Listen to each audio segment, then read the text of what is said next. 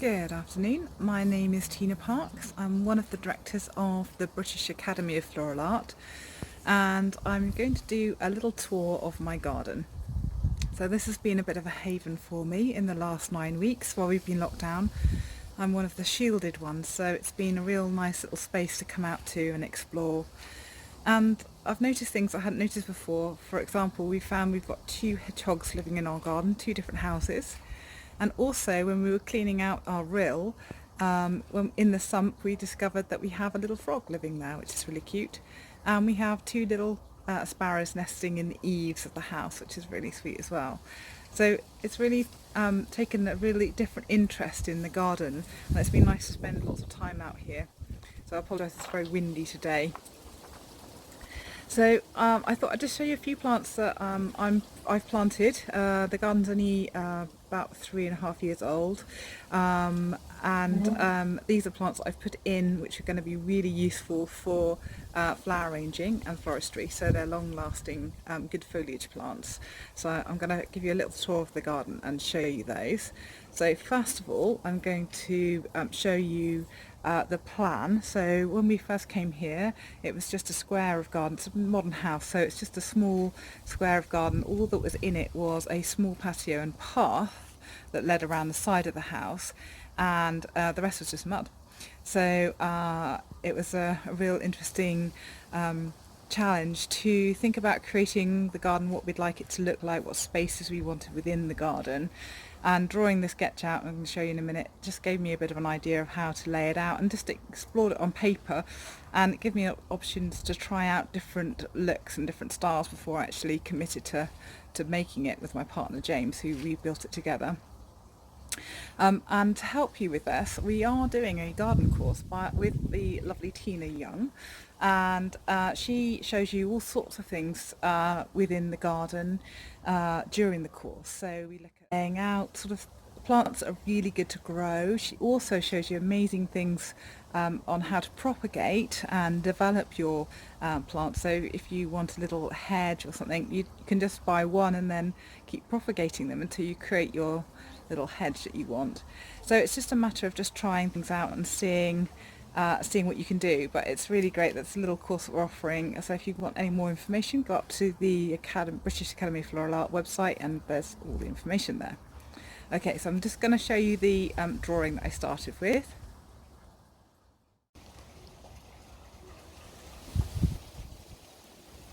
So here's my original sketch. Just gives you a bit of an idea of the layout. And it was interesting to note that once you started playing around, that I really like the circular structure as the key structure. But also, if you've noticed, I've put all the patio and the path on a diagonal line. So the patio line goes across here diagonally, and the same down here, this lower one as well, across at the bottom there. And that's to help give the illusion that the garden is bigger than it actually is. And then the rounds do that as well. They widen the space. So we've got a round lawn there at the top, and then we've got repeated with a veg bed area and a round table at the bottom, which where I'm at now. And also we've actually got a round lawn table at the top now as well. So the idea was to follow all those forms all the way round, repeat. And then we've got this lovely rill which links the two patios together, which is just a little water feature. So the bottom veg bed area, this veg bed area is slightly changed because actually what we had to do is put a retaining wall in here because it was quite steep at this point. Here I've picked a few of the foliages from my garden, just added them with a little flower in there, just a little rose. It just makes a nice little feature. And this is a really good way to test out your foliage. So try things that you've already got growing in the garden, put them into some water for a few days and just see how long they last. Well, lots of things will last really, really well. And actually, interestingly, this little chap, look, can you see already, he's got some roots on him there, just showing up through, and those are already, that's already starting to root there. So I can put that into a pot and pop that one on, and that can make a new plant. Okay, so we're going to move around the garden now. So I'm just going to show you beautiful, this is the bottom patio, nice and cool, and this is a lovely rose plant here. Rose bush, and it's just beautiful. It's been like beautiful boughs of white little spray roses, but now obviously it's just on its way out. I'm just going to step back so you can see the whole patio, and there's the bottom patio, and you can see that's sunk down. You see our retaining walls that we have there. That's sunk down so that it just keeps it cool, and you see it's a bit darker down here, so it keeps it shady and cool, nice place to retreat to in the summer. Okay, so let's have a look at the first plant. So we're going to go down to here.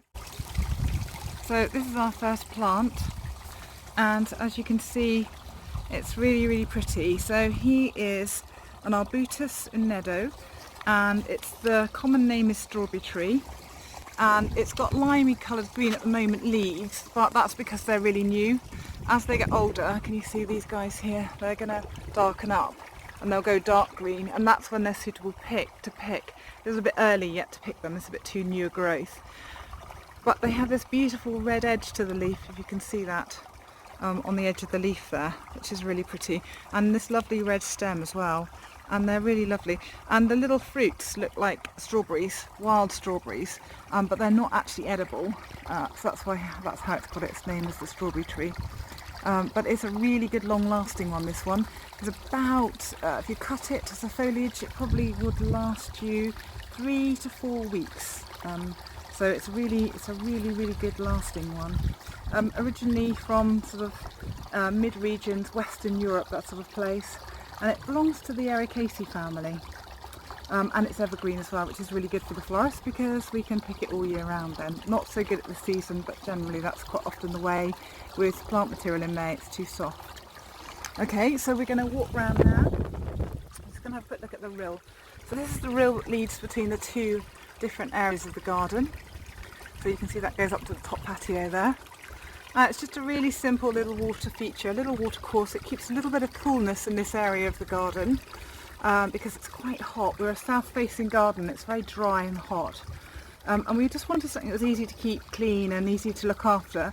So you can just sweep this one down ever so often. We clean out the sump about every 2 times a year, twice a year. So there's a sump there. And that's when we discovered the little frog was living in there, which is really great. So that's good there. And the sump is really nice and deep, so it helps in the winter. If it freezes, it shouldn't freeze the pump, just protects the pump a little bit. So I'm just going to come up round now and come over to the edge of the veg beds and down to this lovely plant here, which is Brodia. So around the rows down to a Brodia. So this is a little Brodia, and this is a little summer flowering, late spring summer flowering plant, and you can see it's got the most amazing pretty little star-shaped flower. Really good for wiring, this one. Very good in summer headdresses, buttonholes, anywhere you want to wire. Anything wearable is very good. This is a white one. You normally see them in blue, but this little white one is quite a nice one. And a nice, good plant. You can see it's just one plant. It's only been in about 6 months, and it's already setting off quite nicely. Originally from west coast of North and South America. So quite dry and grassland area he normally comes from. So he's obviously liking it quite well in this garden because it's really hot here. So it's looking tatty at the bottom, but the top of it's really good. And the Brodia flowers themselves, good couple of weeks as a cut flower, so really useful, very useful if you're doing bridal work to have some of these going in the garden. Because quite often it's difficult to find small little flowers that you can glue or wire into headdresses, so he's very useful. He's one of my top tips, that one. So I'm just going to come round back out. This is the veg bed area on the barbecue, obviously. So I'm just going to reverse back there. That's the little veg beds going there. Potatoes and beans and peas and things. Okay, and then we're going to go up to this little one.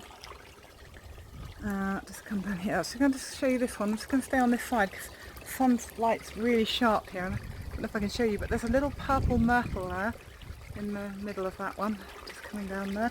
This is really pretty. There's a really nice foliage. It's not so good for arrangements, but it's good in hand ties, and it's not so long lasting, 5 days, 7 days, but it's really beautiful colour and really nice texture to put into things. So we're going to come down to this little one, which is Drimis. This is Drimis, and the little Drimis is an evergreen foliage, really good long-lasting foliage. Now this will grow quite big, It's again quite small. It's probably been in about 8 months, this one. It was quite a small cutting when I had him. So he's doing quite nicely. Beautiful colour on him. Lovely, again, red stem. Can you see that red stem there? And then the lovely dark green leaves. And it has a little tiny white sort of star-shaped flower when it flowers. And it's called winterbark. It has a scented bark to it, which is quite nice. And again, woody, it's evergreen. Originally from sort of Mexico, southern tip of South Africa, that sort of area, and it likes full sun or part sun, so good on our garden because it's full sun, so that would be really good. And it's just, again, really good lasting. You get probably 3 weeks, 4 weeks of cut foliage easily out of that one. And he will also take from, if you keep it in water, it will root as it's in the water. I just want to come up here and just show you this little Amelanchier berry which is coming in here, which is quite nice. That's a nice little plant there, but the berries are popular with the birds, so they don't last very long normally, but you can eat those ones. And right at the back there, behind the foxglove, there's actually an asparagus plant. That fine, feathery, sort of wispy, is actually asparagus. So when that first comes up, you can pick that and eat that. I quite like growing the veg in with the flowers as well. Got all sorts of herbs and fruit all mixed in, so I've got gooseberries and blueberries and all sorts of fruit mixed in amongst with the flowers as well, so I think that works really, really well. Okay, so we've moved to the lawn area, and here we have a Heuchera. So the Heuchera are really popular, really good foliage, a lovely colour, really good for adding colour when you don't have so many other colour things around. And it's evergreen pretty much. This winter I did lose it a little bit. It was so wet, I think, that it didn't like it that well, and it sort of really, all the leaves sort of died back on it, but it's come back again and it's looking actually fine now. I don't want to move it or disrupt it too much because obviously it's right next door to the hedgehog house. You see that pile of grass there? That is where the hedgehog lives. He lives underneath there, that bit that's extending out to the back. That's the large hedgehog living there. So I'm careful with this area now. I'd like to tidy it up, but I'm going to keep it a bit messy because it suits the hedgehog. So this Heuchera is really good, long-lasting foliage. You can wire it if you've given it good condition, so it's good. Comes in from everything from a really pale green right the way through to a beautiful dark burgundy colour. Beautiful bronzes, there's all sorts of lovely different coloured ones. So it's a really useful one to have in the garden. It's fairly easy to grow. It doesn't mind varying conditions. Obviously again here it's full sun, but it will cope in lots of different spaces, and originally from sort of North African area, so where it originally came from. Okay, so as I move along, got a beautiful hebe there. That's really easy and nice, very easy to keep this one. This one grew really well, I didn't need any special care at all, really tough, and I picked this quite a lot because it's fast growing, so that's useful for a florist. You want things that will replace themselves quickly. And the little variegated is quite pretty. I don't tend to use it so much when it's in flower. I tend to use it more for when it's got the foliage on there. So we're just going to go around past the lovely grevillea, big grevillea, and then just down to this, guys. So this is the Alchemilla mollis.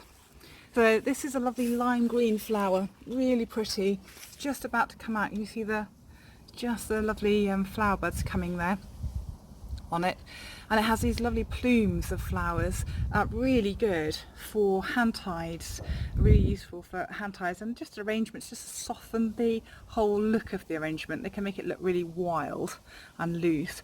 And the lime green is really good if you've got very pale pink colours and you just want to lift the pink up and give it a bit of a zing. The lime green really forces the colour out nicely, so it's a really useful one to have. And actually the leaf is just as beautiful as well. So the leaf is, just getting my own shadow there, just show you the leaf there. So the little leaf is really interesting, and you can see that's a smaller one, but it's quite big, and some of them are the size of my hand. But they're beautiful, they're really soft, they've got a very furry feel to them, and they're sort of pale blue, greeny blue colour, and they are really awesome actually, just as a foliage as well. So you can just use the leaf, so you don't have to have the flowers. This one's really easy to look after. Once it's flowered, it starts to get a little bit tatty looking when it starts to go over. So I tend to just chop it back really, really hard, and then you'll get a second flowering on there. Now some years I've done it again as well. I've done this third flowering. Depends on the season, how long the season's going to be, and the weather, etc, etc. So yeah, it's a really nice one. Once you've got them in the garden, they are very easy to spread. So if you look along, there's a new one started up next to the little black grass there. There's a whole new plant started up there. So they're really easy, and they just get going very, very easily there. So I'm just going to come away from that and just take you up and just give you a little look at the whole bed there. All sorts of nice colours and textures. And I'm just going to come down to this plant because I think this is a really worthy mention one. This is an Astelia, this little spiky chap here, and this is really pretty. This is again very long lasting in water, and it just gives you a beautiful shape. It's a little bit phormium shaped, leaf shape. Can you see that lovely arch that it has? But it's stiffer, so when you put it in, it tends to stay put and give you a really firm curve, which is useful sometimes. This one's called Red Devil. It's got a little red tone on the top. Can you see through the light of it? But there's also a lovely silver one, which is the one you see quite regularly. And this one has a lovely silver underleaf, so I'm just going to the one that's folded over there. Can you see it's got like a silver underside? And look at the structure of the leaf. It's really indented. If I just show you the top of that, if I can just, can you see on that one? Not so easy to show you. But if you cut it through, you'd see that it almost had like a line that goes down the centre of it. You see it's really deep in the centre. Really deep in the centre there. So if you cut it, it'd be like an M almost, and that structure is really, really pretty. But again, in water, easily 3 weeks. It's a really, really useful one. I use this a lot. This one's been in about 3 years, and as you can see, it's filled out really beautifully. So I can cut from underneath. I always take the underneath leaves, and it just keeps coming really nicely. In fact, it's probably ready for division now. So I suspect what we'll do is we'll divide that one, and half of that will go up to the new Academy garden, because I think it's a really useful one to have. I'm just going to swing around this edge of the garden, this side. So I'm on the top patio now, looking down the garden. And this little Pittosporum's nice, this little Tom Thumb. It's a little bit pale at the moment. Can you see it's very sort of almost bronzy? It goes almost much darker, almost black, when those leaves are mature. So the older the leaves, the darker it goes. And again, this time of the year it's a little bit softer pick, but it will be darkened up and solid pretty soon. I just wanted to show you this little chap as well. This isn't really one for picking, but it's just interesting. It's a new one I've had in the garden. So I've had this one about 5-6 months. This is Callianthus, and it's called Allspice, and it's scented. It's really pretty, and it's had a few little flowers. If you can just see, there's a little flower bud there just coming out. So it's had 3 already, and they last about 2 weeks, which is really lovely. Really unusual structure, very solid looking flower, not sort of delicate but really nice. And then yeah, and it's heavily scented. So it's just a really, really unusual plant. I haven't seen one before. I saw it in the garden centre and thought, I'm going to have that one. That's going to come into my garden. Well, that's the nice thing about these, isn't it? It's just trying to find new things, different things. I've got a lot of plants here that have been given to me by friends and family.